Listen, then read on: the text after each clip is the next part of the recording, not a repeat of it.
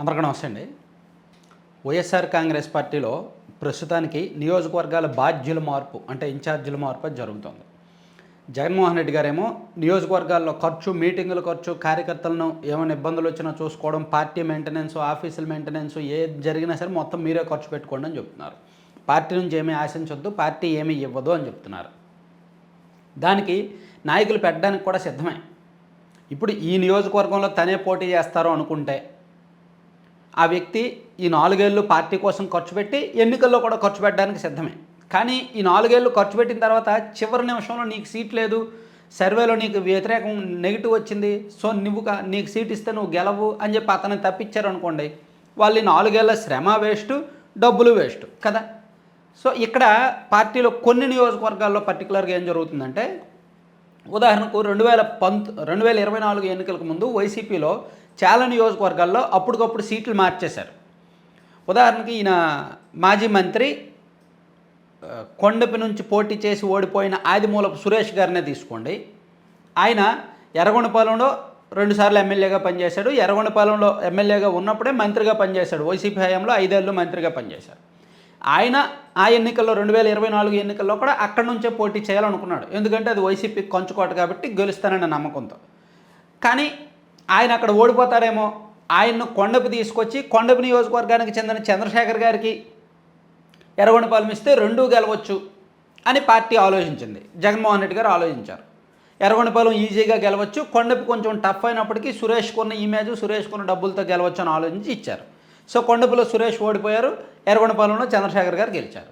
So ఇప్పుడు సురేష్ ఎర్రగొండపాలెం వెళ్ళలేక, కొండపిలో ఇన్ఛార్జిగా ఉండలేక, సంతనోతలపాడు కూడా అడగలేక, ఇంతకుముందు సంతనోతలపాడులో కూడా సురేష్ ఎమ్మెల్యేగానే పనిచేశాడు. సో ఆయనకి ఇప్పుడు ఏమీ చేయట్లా. అసలు ఒక రకంగా చెప్పుకోవాలంటే పార్టీలోనే ఉండడానికి ఇష్టపడలేదు ఆయన. పార్టీలో ఉంటే నువ్వు కొండపి ఇన్ఛార్జిగానే ఉండు అని పార్టీ చాలా ఖచ్చితంగా చెప్తోంది. ఆయన మాత్రం ఒక రకంగా క్యాడర్కి, ఎర్రగొండపాలెం నియోజకవర్గంలో వైసీపీ క్యాడర్కి నేనే వస్తాను నెక్స్ట్ ఎలక్షన్స్లో అని కొంతమందికి చెప్తున్నాడు. కొంతమంది టీడీపీ వాళ్ళకు కూడా నేను కొన్ని రోజులు టైం చూసుకొని పార్టీ మారే ఆలోచనలో ఉన్నట్టు చెప్తున్నాడు. ఇలా రకరకాల చర్చ జరుగుతోంది. సో ఆయనకు కొండపి నియోజకవర్గం బాధ్యతలు తీసుకోవడం కానీ అక్కడే ఉండడం కానీ ఏమాత్రం ఏ కోసైనా ఇష్టం లేదు. అక్కడ అలా ఉంటాయి. గుడివాడ అమర్నాథ్ గారి పరిస్థితి ఒక రకంగా అలాగే ఉంది. ఆయన 2014లోనో 2019లో అనకాపల్లి ఎమ్మెల్యేగా గెలిచాడు. అంతకుముందు ఎంపీగా పోటీ చేసి ఓడిపోయాడు కదా ఆయన. సో 2024 వచ్చేసరికి అనకాపల్లిలో ఇస్తే మళ్ళీ ఓడిపోతాడేమో, సర్వే అంతా వ్యతిరేకంగా ఉందని చెప్పి గాజువాక్ ఇచ్చారు. గాజువాకలో కూడా ఆయన గెలవలేదు. ఇప్పుడు ఆయనకు నియోజకవర్గాలు అంటే ఆయన గాజువాక, చోడవరమ ఒకసారి కట్ చేద్దాంలే కొంచెం.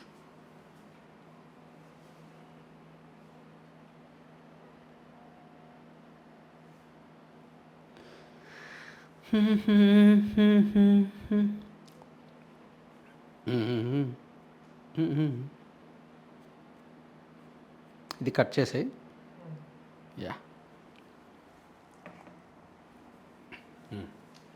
సో ఆయన గాజువాక్ ఇచ్చారు. గాజువాక ఆయనకి ఇప్పుడు అక్కడ ఇన్ఛార్జిగా ఉండడం ఇష్టం లేదు. ఆయన మళ్ళీ అనకాపల్లే కావాలి అని అడుగుతున్నాడు.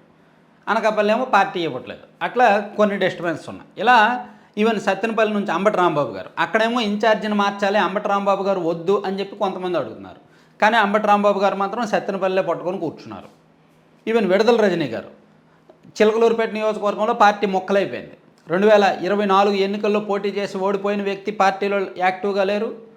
అండ్ ఎమ్మెల్సీగా ఉన్న మర్రి రాజశేఖర్ గారు పార్టీలో లేరు, పార్టీ మారిపోయారు. సో విడుదల రజనీ గారేమో ఎన్నికల్లో గుంటూరు వెస్ట్ నుంచి పోటీ చేసి ఓడిపోయారు. ఇప్పుడు ఆమె మళ్ళీ వెనక్కి వెళ్ళిపోయారు. ఇలా అంటే 2024 ఎన్నికల్లో ఏ ఉద్దేశంతో అయితే నియోజకవర్గాల సీట్లు మార్చారో వాళ్ళు ఎన్నికల్లో ఓడిపోయిన తర్వాత మళ్ళీ వాళ్ళ పాత నియోజకవర్గాలు అడుగుతుండటం, దానివలన అక్కడ ఆల్రెడీ పోటీ చేసి ఓడిపోయిన వాళ్ళు డిస్టర్బ్ అవ్వడం, ఇది ఎక్కువగా జరుగుతుందన్నమాట. చాలా నియోజకవర్గాల్లో అంటే మీరు ఉంటే ఉండండి పార్టీలో, మీకైతే మేము ఏ నియోజకవర్గం ఇస్తే అదే తీసుకోండి, అంతే తప్ప మాకు పలానా నియోజకవర్గం కావాలని అడగొద్దని పార్టీ చెప్తుంటే, వీళ్ళు మాత్రం మేము అడిగిన నియోజకవర్గం ఇవ్వండి, మేము మా చేతుల్లో పెట్టుకుంటాం, మేము ఖర్చు పెట్టుకుంటాం, మేము క్యాడర్ని పోషించుకుంటాం, మేము పోటీ చేసి గెలుస్తామని కొంతమంది నాయకులు అంటున్నారు. అలా దాదాపుగా ఒక 30-40 నియోజకవర్గాల్లో ఈ పరిస్థితి ఉందన్నమాట వైసీపీలో గ్రౌండ్ లెవెల్లో.